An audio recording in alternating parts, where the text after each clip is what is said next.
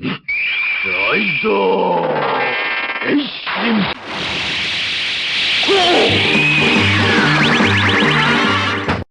guys, it's John9 here once again, and we're doing yet another toy review. This time it's something a little different. It's out of the norm of what I usually do, but I'd say it's it's not bad, really. So yeah, I've had this particular item for over a year, and well, I'm getting around to looking at it. So yeah, this is my first S.H.Figuarts purchase. Just to give that away, because in case you didn't read the title and you just looked at the icon, you probably know what it is already anyway. This was made before I purchased Stronger, so yeah, let's take a look at it. So, it's the 2011 release of the S.H.Figuarts Kamen Rider New 1. I was actually prompted to make this purchase because I played the Kamen Rider game on Super Famicom using my Super Famicom emulator, because the actual cartridge is only in Japan and I don't have a Super Famicom handy currently, or you know, ever. So yeah, I got prompted by the game to get this figure, and let's see how it's stacked up. So let's take a look at the box first. The box is I like this box design, minus the poorly drawn silhouette of the character here. The S.H.Figuarts box is actually pretty good. On the side we have S.H.Figuarts, Masked Rider 1, Masked Rider 1 in Japanese, 2011 made in China. The package illustration, there could be some differences, yeah, blah blah blah. Kamen Rider, the Kamen Rider logo, Toei logo, and the Bandai logo. What we also have is the standard S.H.Figuarts blurb, and since this is my first review of it, now I'll just talk about it. So, S.H.Figuarts is a new standard figure series that incorporates the Bandai action figure art under the theme, pursuing character expression through humanoid action. On the side, we have the same blurb over and over and over and over again. It's a little repetitive, Tamashi Nations, but yeah. So on the side we have the extension of the plastic bubble, as well as a picture of the toy, which should be here, you know, like this picture enlarged, this upper torso right here should be here in my taste. On the side we have the extension of this picture and Masked Rider 1, as well as the S.H.Figuarts blurb again. I like how they incorporated the Ichigo suit design into the packaging with the two lines and the gray as a standard outline to black, and the box is pretty beat up because yeah, it came from China, and in my luggage it didn't really survive. On the back we have a few poses of Ichigo looking pretty heroic, and yeah, we get more of, you know, the S.H.Figuarts stuff, molding, effect parts, and movable, with most of which carried on to the Ultra Act line, which I love very much, and some detailed stuff on Kamen Rider New Ichigo. So basically, I don't know why they bothered to release this guy first and still talk about how this is Hongo Takeshi after he came back from Europe, because yeah, when he came back from Europe the first time, he looked pretty different. But that's for another figure, so let's open the box. So in the box there is one figure bubble, and beneath the dull silver back there is a survey sheet for S.H.Figuarts Bandai Hong Kong or Bandai Asia, and an instructions sheet which is decent. The fact that they had to illustrate everything is kind of annoying, because when we saw Ultra Act, they had, if you've seen my diner review for the Ultra Act figure, yeah, you would be able to tell. They had much better looking instructions. So, after that, let's take a look at the figure itself. It's a pretty large bubble for a figure that barely takes up half of it. I'm guessing most of that is because of the effect part down here, but there's clearly room for more stuff that you can put in, Tamashi Nations. This box is almost twice as wide as the Bandai Ultra Dyna box. And just as a quick blurb, there's the name down here, some safety hazards, and the Bandai China logo. I love Bandai China. except they don't release Ultraman stuff. So here's the top of the bubble, doesn't really matter. Let's get onto the stuff inside of this particular bubble. So this is the S.H. Figuarts Kamen Rider New Ichigo, or New Number 1. Now, to make something clear, since I haven't really reviewed S.H. Figuarts before, S.H. Figuarts are in a different scale than what your standard Ultraman are in. For example, let's take Stronger here. Stronger easily towers Ichigo because these figures are made in a 5-inch or 5.5-inch scale. And likewise, your standard Ultraman will also tower over Ichigo. For example, Jack here. And of course, with all that in mind, the monsters also tower over Ichigo, but the monsters actually work better in this case because you want a monster to be pretty big and imposing, don't you? That was a big complaint with the Ultra Hero line to begin with. So let's take a look at Ichigo. Ichigo uses what I call the S.H. Figuarts 2.0 engineering, or the Ultra Act 2.0 engineering, where they have the new ball joint in the foot, and they generally improved everything. Now, why I call it the Ultra Act 2.0 is because the Ultra Act Ultraman had the original S.H. Figuarts joints used on figures like the original Kamen Rider Kabuto, and those joints on an S.H. Figuarts, they were okay because they had die-cast parts, but on Ultra Act it was a complete utter failure. The original Ultraman sucked as a figure. I don't care what you say, it's a horrible figure. The joints go loose, they weren't really engineered properly, it's a mess. But this new design, which was incorporated into Ultraman Mebius, Ultra 7, Ultraman Tiga, etc., all work splendidly on those figures, even though they get loose over time. On S.H. Figuarts, where the figures don't get such problems, they're fantastic. So let's take a look at Ichigo's articulation. First of all, the neck has the head part itself has a hinge, so you can look up and look left and right. The rest of the articulation of the neck the head part is in the neck itself, so you can twist all around, turn right, turn left, turn right, go backwards, be the Exorcist. Haven't really seen the movie yet, so I don't know. The muffler is a separate piece from the rest of the neck. This is a gimmick that they later used for the Toei Net exclusive Shocker Rider and Toei Hero Net. And the muffler is on a ball joint. I want to call it a scarf for a second, but it's a muffler. The upper torso piece articulates. It's on a ball joint and it moves quite a lot up. So it's very nice for a ab crunch, but doesn't really crunch forward too well. It depends on this piece to crunch forward. For arm articulation, we have a arm double hinge on the shoulder, so you can move it up and down, left and right, like so. The upper shoulder is a cut, so you can sew it. When it's standing perfectly still, the elbow part, it's tilted outward, so you have to tilt it in a little bit so you can punch straight forward. The elbow is double jointed and it works well because of Ichigo's slender frame. The wrist is what we've been accustomed to seeing with S.H. Figuarts, or at least I'm accustomed to seeing it after buying like a couple more figures, which is a hinge and swivel joint with a ball for the fist itself. The lower ab is a crunch, so you can have Ichigo crunch forward. It doesn't work all that well though, so keep that in mind. The belt is a separate piece, so it floats around pretty tightly. So there's no case of it like flopping around or something like that. The lower piece is another piece that's connected here, and it's covered up by the belt. The legs use the old engineering, as we see with Ultraman Dyna, where you can pull the leg down to extend articulation. The leg itself has an inner crease that you can swivel as a cut, as well as a ball joint that you can move the leg all around with. So Ichigo can almost pull off the split like Mirror Knight, but not quite. But maybe, yeah, you can kind of do this. This kind of works. Ichigo also has a double jointed knee. Again, it works well because of how slender Ichigo is. Yeah, I'm gonna call him Ichigo because I don't like calling him number 1. Whatever.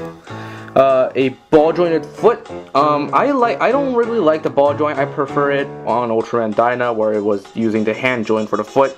I think it works much better, but I know people who like the ball joint design, and I'm just not personally a fan of it, because this just offers so much more movement and covers up the joint. And finally, we have a toe joint. The toe joint does not bend backwards, and I don't feel like forcing it. I forced it on Dyna because, I don't know. So that covers up the articulation. After covering up the articulation, let's cover some of the accessories that Ichigo comes with. First of all, Ichigo comes with this, a rider kick effect part, which it's very useful because it slips on the feet of most figures, not Ultrax unfortunately, because their feet are pretty big and they're not in the same scale as S.H.Figuarts, so you really shouldn't be using this thing anyway. But they work as in fact impact parts, and I'm having a hard time putting it in for some reason. Putting the foot in, you just slide it in and it holds on using friction. There's not a whole lot of, rocket science to go with it. It's only made for the right foot though. The left foot will has a really hard time fitting in. And with this, you can, and the amazingly good ab crunch, I have to say, it's pretty good, because Dyna's ab crunch is kind of meh because of the elongated waist of the ab part. You can pull off a convincing rider kick. The unfortunate side effect of this is that there is no stand, so you cannot actually use the rider kick correctly. You're gonna have to find some way to make Ichigo levitate without a stand. And it's kind of weird that way. Like, there's plenty of room in the box, but there's no stand. So yeah, who knows? There's an additional scarf piece that you can use, which is a more wind-blown scarf. I don't particularly like this one because it looks weird. It has to hang at the back of the neck, and unless you're looking at them from the side, it looks really strange. Like, for me, no matter how you look at it, it looks really strange. I can't get the feel of this scarf. I mean, just take the normal scarf, peg it in, put it like this, it works just as well, and perhaps even better. And since the scarf piece is an extra piece, you can slide it over for the old show effect, where the knot on the muffler, it's tied more to the front. Unfortunately, this hinders neck articulation quite a bit, and that's one of the main gripes I have with this scarf piece to begin with. Now let me remove the neck joint for a little bit. This is what they use for the gimmick on Shocker Rider, so I'm not really concerned about that. This joint, this piece right here, it's pretty darn big, and it hinders articulation quite a bit. Now let's take a look at Ichigo's articulation. If I can peg the head back in, there we go. Without the ball joint, without the scarf, you get a much wider range of stuff. You can even make Ichigo look downwards if you please. But with the scarf, it's impossible because this thing, it's just blocking out so much stuff. It's ridiculous how much movement it hinders for the rest of the head. And because of this particular goof up, you also really can't get this thing to sit properly because it budges up against the mouthpiece, or the breaker in this case. They call it the breaker in the show. So it looks really weird when you try to completely prop it up like this, make the scarf completely aligned with the torso piece. So that's a minus. Other effect parts include the Shocker Combat Man sword. It's a decent looking sword. It's shiny. I like it.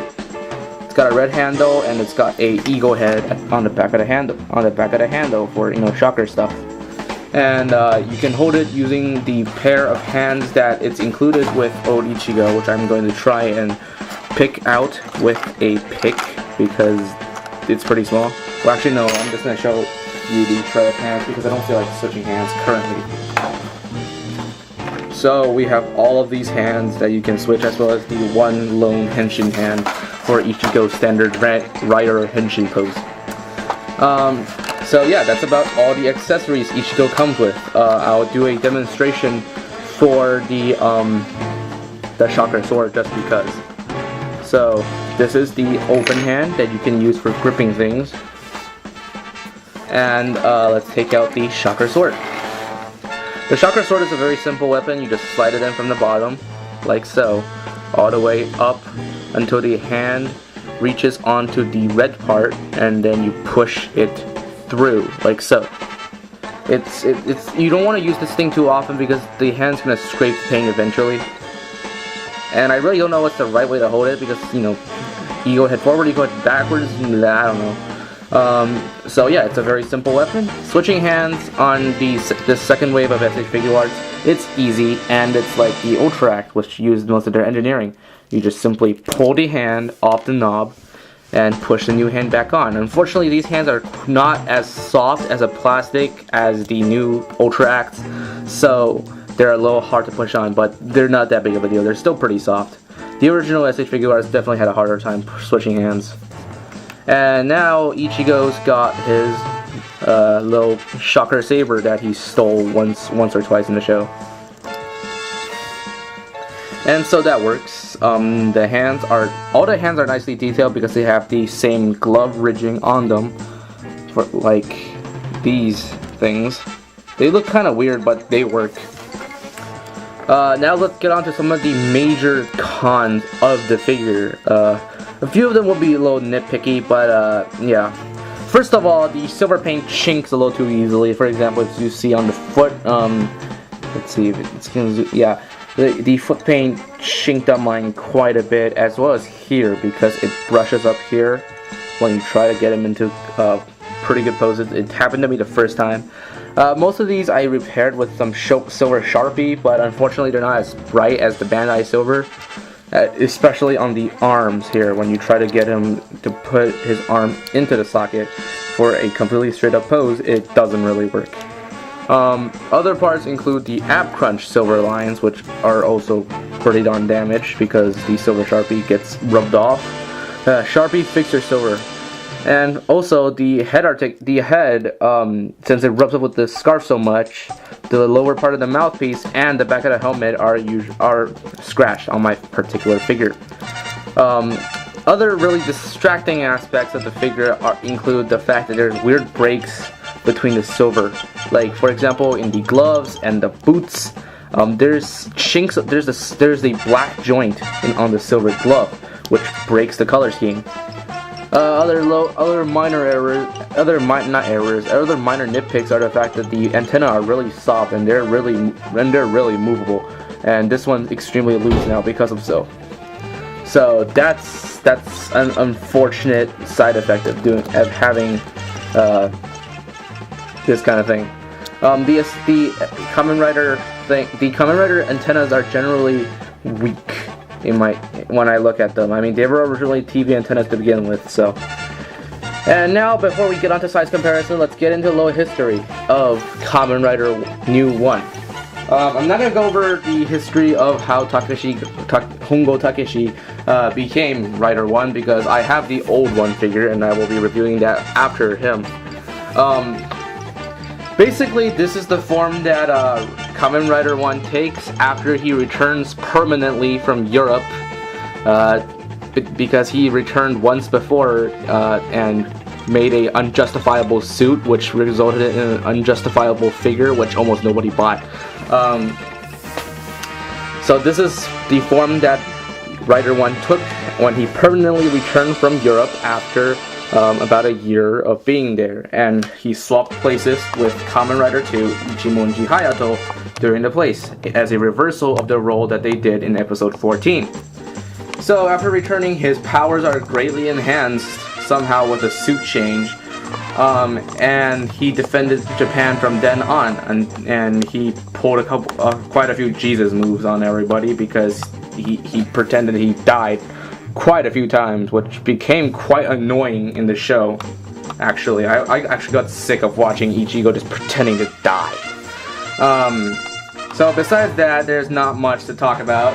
This is the form that Ichigo takes and will take forever now because this is his final suit in the show, and he took this form during V3 X Amazon, Stronger, and so on and so forth. And that is basically it for Rider 1's history. I'm not going to get too detailed onto this guy because Bandai really didn't release a whole lot of supplements for him. For example, his bike, this new Cyclone, never got released. There is no bike for this guy to ride. And secondly, I want to get into the old Rider 1 review, and I'm going to be reviewing that with the old Rider 1 bike, the old Cyclone, which actually got a Tamashii Nations release, which doesn't make a lot of sense because why would you do that? Appease the older fans? I don't like. If you want to appease the older fans, you know, don't make Rider Old 2 a freaking exclusive. But you know that's for another video of complaints to Tamashii Nations release schedule. Generally, I like this figure, and now, you know, after talking about it so much, like it's like 20 minutes now, let's finally get to some size comparisons. First of all, let's compare him with a fellow rider that I don't have an S.H.Figuarts of, unfortunately. Kamen Rider Stronger. They look horrible together. Stronger is way too tall, and Ichigo, it's just dwarfed by him. As you've seen before with Ultraman Jack, it kind of works the same way with the Ultra Heroes. Those guys are also out of the question. But with like monsters like Teleston, it works very well because S.H.Figuarts are short, so they can pull off some convincing fights. Because the hero is genuinely smaller than the monster. For example, we can get him quickly into some pose here.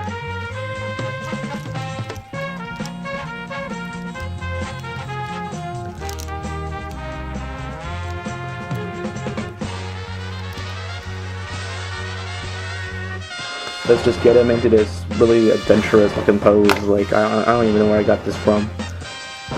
Let's have his muffler blowing in the back. And